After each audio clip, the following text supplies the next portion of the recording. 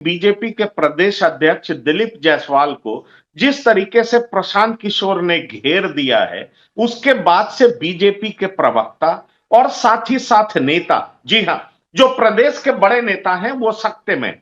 और इसलिए आप देखेंगे कि दिलीप जायसवाल के डिफेंस में कोई आ नहीं रहा है, कोई बड़े नेता उनके डिफेंस में कुछ बोल नहीं रहे। अब सवाल यह उठता है कि प्रवक्ता क्या कह रहे हैं, तो मैं आपको पुख्ता खबर दे सकता हूं कि दरअसल प्रवक्ता बीजेपी के कई नेताओं से मिल रहे हैं और खास तौर पर जो संघ और बीजेपी के बीच सेतु का काम करते हैं उनके पास भी मिल रहे हैं और उनसे यह बता रहे हैं कि आखिरकार दिलीप जायसवाल को कैसे डिफेंड किया जाए, दिलीप जायसवाल के खिलाफ जो मामला है उसको लेकर के पार्टी कैसे उनको डिफेंड करे। और दिलीप जायसवाल खुद अपने आप को डिफेंड उस तरीके से करने बाहर निकल नहीं रहे, इससे बीजेपी में बड़ी ही असमंजस की स्थिति है। आपको बता दें कि दिलीप जायसवाल पर आरोप मर्डर का भी है और उनको कैसे क्लीन चिट दिया गया इन्वेस्टिगेशन पर में उसकी पूरी गुत्थी प्रशांत किशोर ने खोल दी। अब सवाल यह उठता है कि जो आईपीएस जो इन्वेस्टिगेट कर रहे थे उन्होंने क्या अपनी पत्नी को एमबीबीएस की डिग्री दिलाने के एवज में इन्वेस्टिगेशन को चौपट कर दिया और दिलीप जायसवाल को क्लीन चिट दे दी।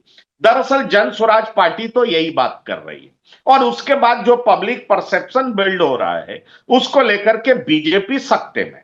हम आपको यह भी बताना चाहेंगे कि अभी हाल फिलहाल बीजेपी के बड़े नेता, जी हां, केंद्रीय नेतृत्व, दिल्ली से एक फोन आता है पटना और पूछा जाता है कि यह दिलीप जायसवाल को लेकर के क्या किया जाए। दरअसल केंद्रीय नेतृत्व में कुछ ऐसे नेता हैं जो दिलीप जायसवाल को लेकर के प्रशांत किशोर द्वारा चलाए गए मुहिम से काफी खफा है। दरअसल बीजेपी के भीतर दो बात को लेकर के बड़ी गहरी चिंता बनी हुई है। बीजेपी को यह लग रहा है कि एक तरफ बीजेपी को नुकसान हो सकता है कि हम ऐसे मुख्यमंत्री के नेतृत्व में चुनाव लड़ रहे हैं जिनको लेकर के पब्लिक में यह परसेप्शन बन गया है कि वो अचेत है। लेकिन दूसरी तरफ जो गंभीर समस्या है वो ये है कि बीजेपी को लेकर के कि भाई जिसके प्रदेश अध्यक्ष पर ही मर्डर का आरोप लगने लगे, जिसके प्रदेश अध्यक्ष पे एक माइनॉरिटी इंस्टीट्यूशन को हथियाने का आरोप लगने लगे, जिसके प्रदेश अध्यक्ष पहले कांग्रेस में होते हो और तमाम पार्टी के नेताओं को सेट करके, ब्यूरोक्रेट को सेट करके उस कॉलेज को उन्होंने हथियाने का काम किया है, इस तरह का आरोप लगने लगे। चुनाव से पहले अगर बीजेपी पर इस तरह के आरोप विपक्षी नेता लगा रहे हो तो केंद्रीय नेतृत्व का परेशान होना लाजमी।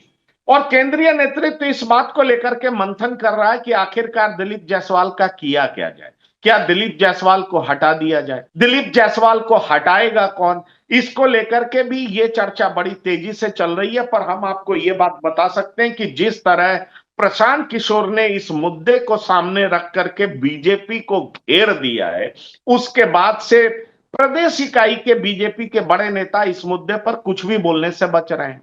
प्रवक्ता अपने प्रदेश अध्यक्ष को डिफेंड करने से बच रहे हैं। इक्के दुक्के प्रवक्ता आते हैं, बस वो ये कह देते हैं कि ये मामला निराधार है, ये आरोप निराधार है, उसके बाद केस के मेरिट के बारे में कुछ बोल नहीं पाते। दिलीप जायसवाल भी बाहर आए, उन्होंने एक ट्वीट जरूर किया, प्रशांत किशोर को तरह तरह की बातें उन्होंने कही, लेकिन केस के मेरिट पर उन्होंने कुछ नहीं बोला। माइनॉरिटी इंस्टीट्यूशन हथियाने के आरोप पर उन्होंने जम करके बोला नहीं और जाहिर तौर पर इसी वजह से बीजेपी के कार्यकर्ता डिमोरलाइज्ड हैं, प्रवक्ता डिमोरलाइज्ड हैं। प्रवक्ता आपस में बात करते हैं, कुछ पुराने नेताओं से बात करके कहते हैं कि प्रदेश अध्यक्ष को कैसे डिफेंड किया जाए और फिर वो कहते हैं कि जिस तरीके से प्रशांत किशोर एक किस्त दूसरी किस्त बाहर निकाल रहे हैं उसके बाद तो प्रदेश अध्यक्ष के लिए कोई जगह ही नहीं बच जाती।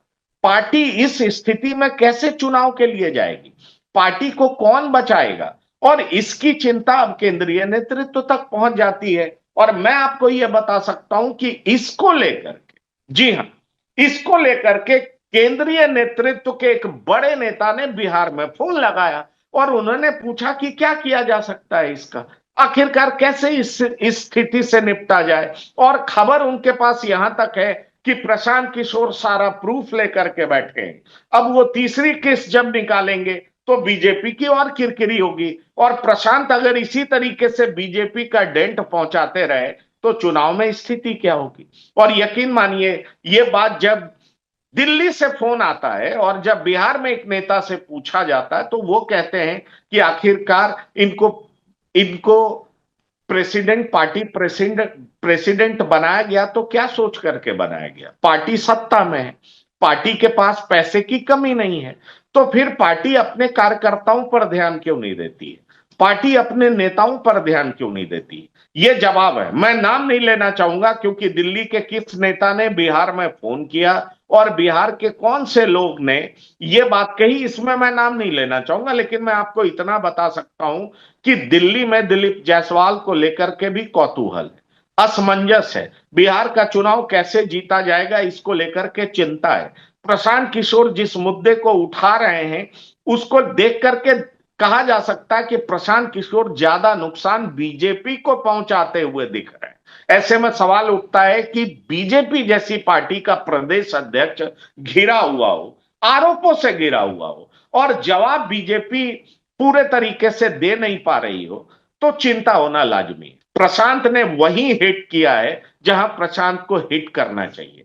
ऐसा अंदर खाने बीजेपी के कई नेता बोलते हैं। दरअसल वो ऐसा इसलिए बोलते हैं क्योंकि उनको लगता है कि चाल चलन चरित्र और चेहरा जिस पर प्रशांत किशोर ने हिट किया है, दरअसल बिहार में बीजेपी के कुछ नेताओं द्वारा ये एक्सपोज किया जा रहा है क्योंकि पास्ट में उनका चरित्र, उनका रिकॉर्ड ऐसा ही रहा। पर राजनीति की एक हकीकत है कि perception is more real than realities. आप ये जान लीजिए, राजनीतिक लड़ाइयां परसेप्शन पर भी लड़ी जाती, और परसेप्शन ऐसा बन रहा है कि क्यों दिलीप जायसवाल चुप है, क्यों नहीं प्रशांत किशोर को जवाब दे पा रहे हैं, क्यों नहीं आगे आकर के वो प्रेस कॉन्फ्रेंस कर रहे हैं। अब तो प्रधानमंत्री भी जा चुके हैं, उन्हें जम करके प्रेस कॉन्फ्रेंस करके अपनी बेगुनाही साबित करनी चाहिए, पर वो बेगुनाही साबित क्यों नहीं कर रहे।